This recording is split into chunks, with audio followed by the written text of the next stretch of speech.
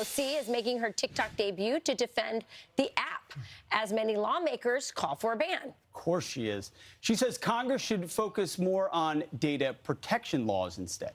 Brooke Singman is here now to tell us more. Good morning, Brooke. Hey, good morning, guys. New York Congresswoman Alexandria Ocasio-Cortez says TikTok should not be banned. Watch this. Hey, everyone. This is Rep. AOC, Alexandria Ocasio-Cortez, and this is my first TikTok. Do I believe TikTok should be banned? No. Why should TikTok not be banned? First of all, I think it's important to discuss how unprecedented of a move this would be. The United States has never before banned a social media company from existence, from operating in our borders. And this is an app that has over 150 million Americans on it.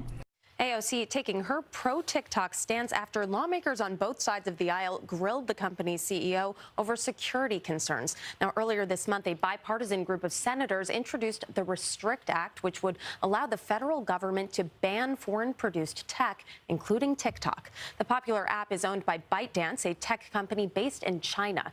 In addition to data collection, U.S. lawmakers are concerned about the app's effect on young Americans' mental health. But AOC says the U.S. should focus on passing new data protection laws instead. Listen. Major social media companies are allowed to collect troves of deeply personal data about you that you don't know about without really any significant regulation whatsoever. In fact, the United States is one of the only developed nations in the world that has no significant data or privacy protection laws on the books. If we want to make a decision as significant as banning TikTok, and we believe, or someone believes, that there's really important information that the public deserves to know about why such a decision would be justified, that information should be shared with the public as well. More than 24 states have already banned the app on all government devices. Well, Rachel Pete. Wow, this has been an interesting topic because I generally don't agree with AOC on a lot of things. I do agree that data protection is something we need to focus on.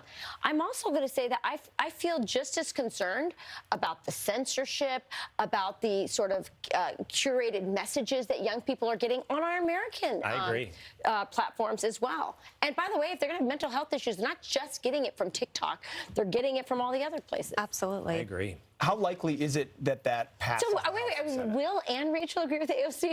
In part. No, it's only in part, because part of it is she doesn't want to ban TikTok. She wants data privacy, which the government, we've seen how great they are. And you know what? TikTok is actually has been working with the Treasury Department, CFIUS, which is a committee that looks at how these companies that are owned by foreign entities, or not entities, but foreign investors and whatnot, how they can work to protect national security. So TikTok has worked to create this program called the Texas Project, where they've worked to move all U.S. data to servers in the United States. So TikTok is saying now, U.S. data is protected. It's here in the United States. But at the same time, China's not going to say, hi, excuse me, can we please have your data? It's covert censorship. Of course. It sounds like the most Chinese idea possible. It's like, we need to make this sound American.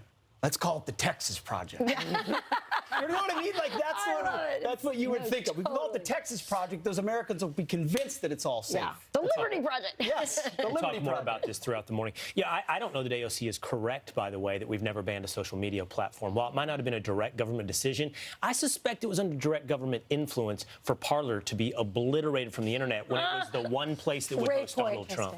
Yeah. Great point, Will. And about just the other social media apps that, influence children, you're right. There are other social media apps that our kids are watching and seeing content on. So, it's not just TikTok, it's Instagram, it's Facebook, and parents have to... Yeah, YouTube is just as addictive. Absolutely. I think what concerns America is, like, I agree, TikTok, probably bad. But we also have to, I'm more concerned that there are American companies that are censoring. Well, let's start by getting rid of foreign companies that are definitely trying to destroy our kids, and then figure out how we deal with American companies. Fair enough. Can we start with that? Okay, now we agree. Thank you, Brooke. And not with the comrade.